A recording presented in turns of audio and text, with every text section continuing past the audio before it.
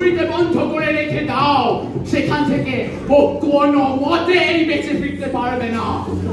আজ্ঞে মহারাজ।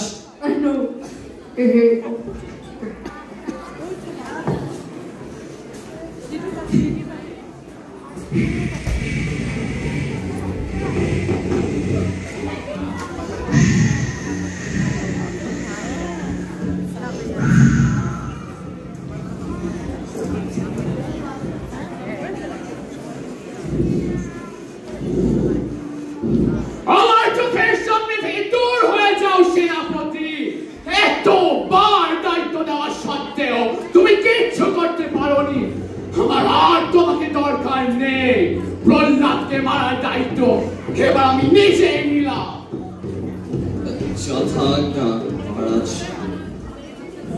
হোলিকা, হোলিকা, হোলিকা, তুমি তো দেখলে কতবার কতভাবে প্রহ্লাদকে মারার চেষ্টা করা হলো, কিন্তু কোনোভাবেই সফল হওয়া যায়নি। তাই এবার আমি দায়িত্ব দিচ্ছি স্বয়ং তোমাকে।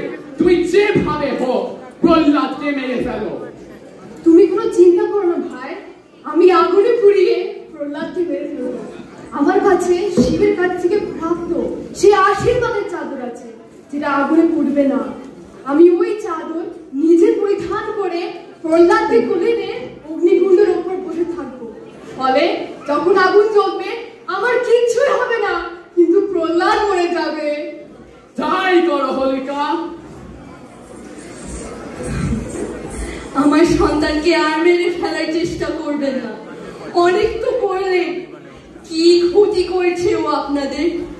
একটি ছোট্ট শিশু, ও তো আপনাদের কোনো ক্ষতি করেনি। তবে আপনারা কেন মারবেন?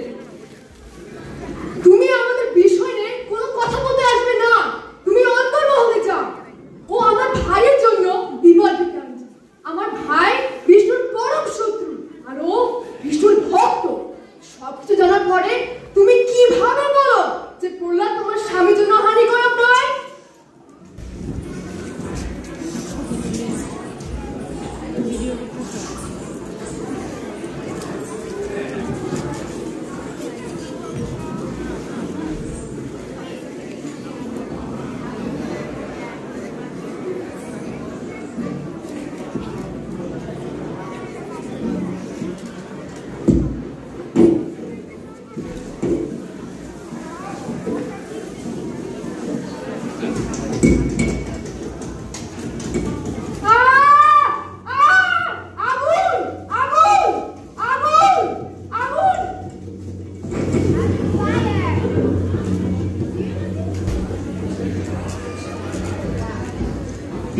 কি সর্বনাশ হয়ে গেল!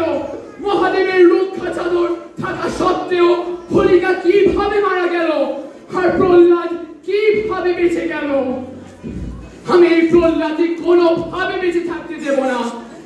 এই ছোট্ট শিশু কিভাবে এত শক্তিশালী হয়? ওকে আমার রাজ দরবারে নিয়ে আসো, আমি আজই ওকে শেষ করে দেব। প্রহ্লাদ, তুমি যে এতভাবে বেঁচে ফিরলে, এটা কিভাবে সম্ভব? পিতাশ্রী, আমি তো বারবার বলেছি ভগবান বিষ্ণু আমাকে রক্ষা করেছে। ভগবান বিষ্ণু, ভগবান বিষ্ণু, ভগবান বিষ্ণু! কোথায় তোমার ভগবান বিষ্ণু? আমি কেন তাকে দেখতে পাই না? তিনি কোথায় আছে? পিতাশ্রী, ভগবান বিষ্ণু তো সর্বত্রই আছে, তিনি ঘরের মাঝেও আছেন। আচ্ছা বলো, এই প্রকাণ্ড ধামের মাঝেও কি তোমার ভগবান বিষ্ণু আছেন? হ্যাঁ পিতাশ্রী, তিনি এখানেও আছেন। তবে তোমার ভগবান বিষ্ণুকে আমি এই মুহূর্তে এখন নিঃশেষ করে দেব।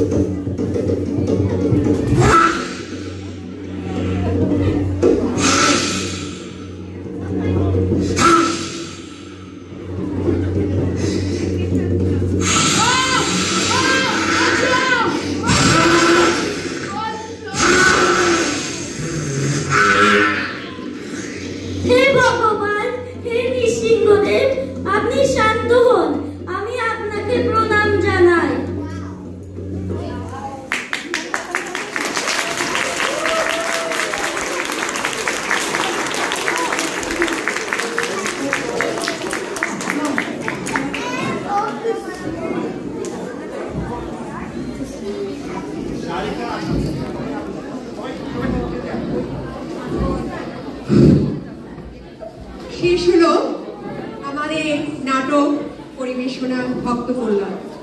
এতে যারা অংশগ্রহণ করেছে আমি তাদেরকে একটু পরিচয় করে দিচ্ছি। সার্বভৌম রায় মজুমদার, অর্ঘ্যধর, রোদ্দুর বিশ্বাস,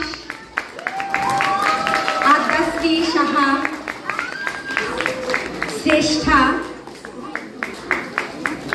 পূর্বাশা দেবনাথ,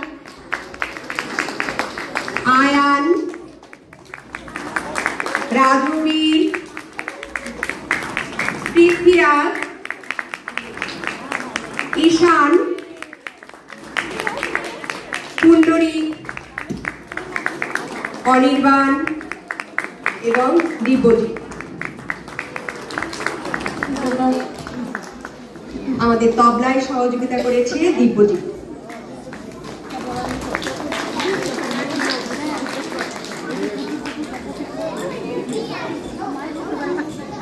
আর আমাদের নাটকটির নির্দেশনায় ছিলেন মিহির দাস, আর নাটকটি লিখেছেন ঋতুশ্রী রায়চৌধুরী।